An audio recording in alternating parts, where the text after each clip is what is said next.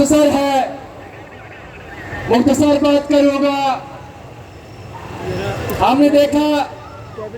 جو پچھلے 2.5 سالوں سے ہمارے نہتے لوگوں پر جو ظلم ہوا، جو بربریت ہوئی، ہم نے ان کرداروں کو یاد رکھنا ہے کہ وہ کون سے کردار ہیں کہ جن کی وہاں پر کسی دوسری ریاست سے فورسز کو یہاں پر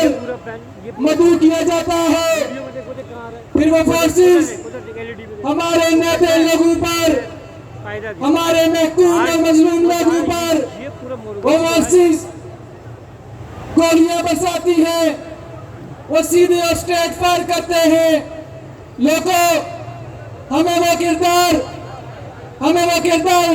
پہچاننے ہوں گے۔ وہ کردار کون ہیں؟ سب سے پہلے ہماری یہاں کی جو لیلی لنگڑی انتظامیہ ہے، سب سے پہلے وہ ہے، اور اس کے بعد ہم یہ سمجھتے ہیں جو پاکستان سے آئی ہوئی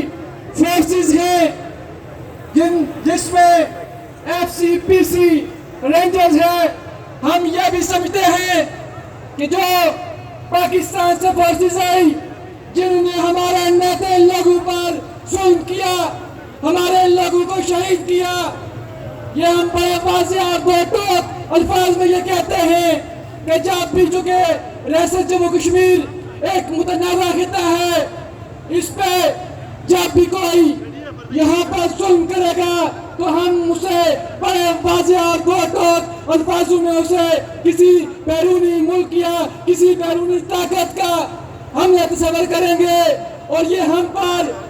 2.5 سالوں میں دوسری بار یہ حملہ ہوا۔ چونکہ لوگوں، پھر اسی تسلسل کو دیکھتے ہوئے ہم نے یہ بھی دیکھا کہ مظفر آباد کے اندر جب ہماری 29 کی کال تھی تو یہاں کے دلالوں نے، یہاں کے سہولت کاروں نے، یہاں کے کاسا لیسوں نے ہمارے ایک نوجوان کو شہید کیا، جس کے معصوم بچے ہم نے دیکھے، اور ان بچوں کو دیکھ کر آنکھوں سے آنسو آتے ہیں۔ لوگوں، ہم اس وقت تک جیل میں نہیں رہیں گے جب تک صدیر امان شہید کے قاتلوں کو، صدیر شہید امان کے قاتلوں کو اور مسلم کانفرنس کے اور سردار عتیق کے ان گنڈوں کو پابند سلاسل نہیں کیا جاتا۔